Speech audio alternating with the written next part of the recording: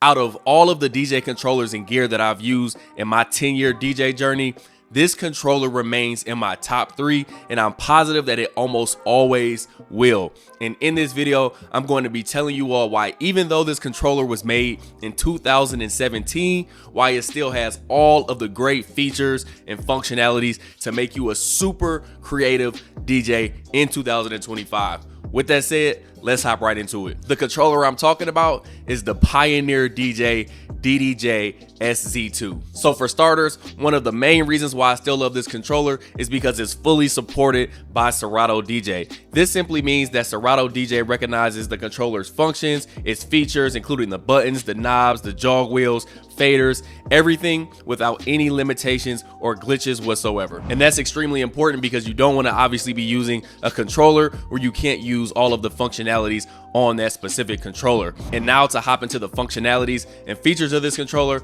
I first want to just mention that we have 2 USBs. So as you can see, we have A and B here. So for any reason, if you want to have 2 computers or you have 2 DJs, you can easily just swap those DJs by changing from USB A and pressing this button on USB B. The sound quality on this controller is really great. Again, even though it came out in 2017, I like to plug my wireless microphones directly into this controller. The sound quality is always great coming from those mics, and the sound quality to my speakers is always great as well. You have those XLR balanced outputs. You also have your TRS or your 1/4 inch. You also have 2 mic inputs with your high and low EQs accessible right here. We have the on button right here. We also have talk over. And another great thing about this controller is you can connect 2 turntables directly to it, or you can use those RCAs to actually connect something like an aux. So if you want to have your phone connected or another laptop or something of that nature, you also can use one of your channels for an aux as well. So now let's hop into some of the features that I love about this controller. So for starters, it is a 4-channel controller. So you do have those 4 decks. And when I want to be as creative as possible, I definitely come to something like an SZ2. So one thing that I really like about this controller, if we look up at the FX section, is the fact that you have 3 separate effects up here. Now, of course, they are software effects. We don't have those hardware effects, but more importantly, you're able to just select each one by just turning each one on, and then you can adjust each effect depending on what you want to do. So like on my DJ MS9 or other controllers and mixers, you usually can only have 1 effect on at a time. Unless I'm missing something and you're able to do 3 at a time, maybe I'm missing something. However, I know on this controller, you can easily do any effect as far as have any 3 effects going at the same time, and you can also individually change the depth or the intensity on each of those effects. So that alone allows you to be so much more creative. If you want to have an echo going with a lot of reverb, and then maybe as you're fading it out, you're adding a phaser or taking away a phaser, there's just so much that you can really do using this effect system.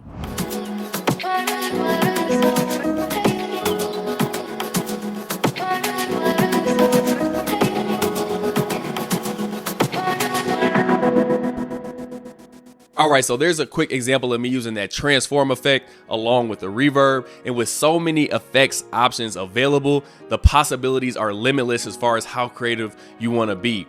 And as I was turning those knobs, I just always remember how durable this controller is as well. As far as these knobs up here, the effects knobs feel great. And not just those effects knobs, one of the most important knobs on any controller or mixer for me is always these filter knobs right here in the middle. These actually lock in the middle, which I of course like. And even though I've had this controller for years and years, these still lock in the middle pretty tightly. Same thing for the EQs as well. My lows, my mids, and my highs, these all feel really, really good as far as turning them, and they all lock in the middle really, really great. And now moving over to the jog wheels. Now these are capacitive jog wheels, which simply means as soon as you touch this jog wheel with any type of force, even if it's ever so lightly, it will be registered by Serato DJ. I know some DJs more so like the mechanical jog wheels that you would find maybe on like the DDJ Rev 5 or the Flex 10. However, I'm actually more of a fan of the capacitive jog wheels because I particularly use vinyl a lot, or my reins a lot, and I like to just have a really soft touch when I'm actually DJing and scratching. So the capacitive jog wheels definitely work for me. But these jog wheels in general, they're really big, really easy, of course, to get your full hand on, whether you like to scratch with all 4 fingers or you like to come down to 2 fingers. Whatever you like to do, these jog wheels are definitely really big. And of course, as you can see in the middle, we just have that marker going around. We see the word vinyl in the middle, and we have this marker going around as we go through the track. Another thing that you don't really see on controllers, but I actually think is a really great benefit, is this stop time over on both sides of your decks. Now, this stop time, of course, is just going to change how quickly or how long it takes for a track to stop. So for instance, if I have a track playing, as you can see, I have the stop time set to fast. So as soon as I press stop, the track stops immediately. However, if I start moving this up towards 3 o'clock or maybe a little bit up towards 4 o'clock, you can now see that you get that kind of more authentic vinyl stop sound when you press stop, or if you turn it up even more,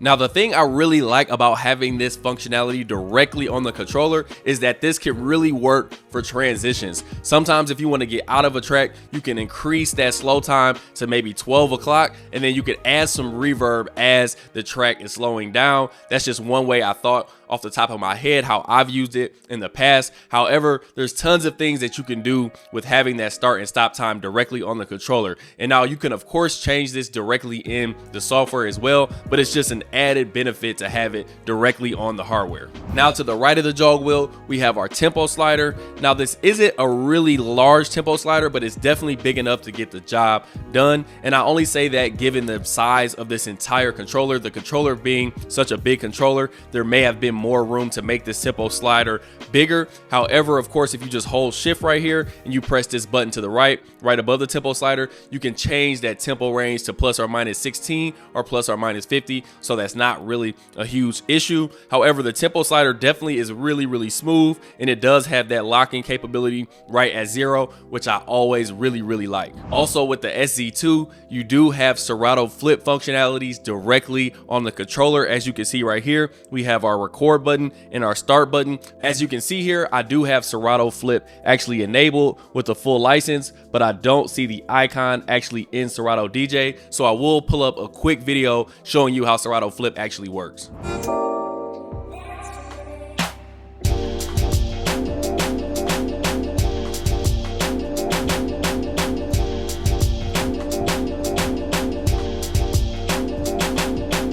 We can then save that loop that we've just created using the save function here, and then re-access any of the saved flips by holding down the hotkey button. We can then launch that clip at any point.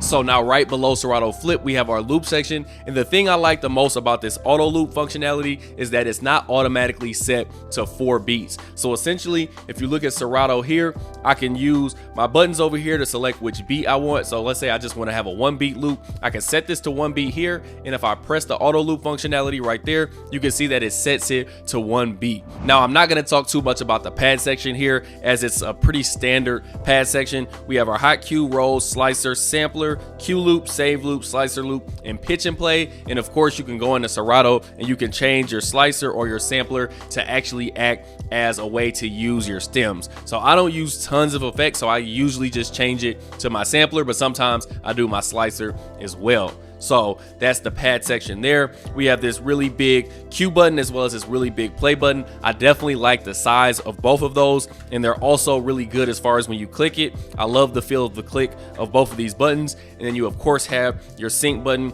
right above that, your shift here. You also have your decks 2 and 4 right here. Same thing on the other side, your decks 1 and 3. So now looking at the middle section, we already talked about the EQs a little bit. These feel great as far as turning these knobs. That's all fine and dandy. We also touched on these knobs in the middle and how these feel great and still lock in the middle. And these aren't just filter knobs that you would see on most controllers. You also have different sound color effects over here.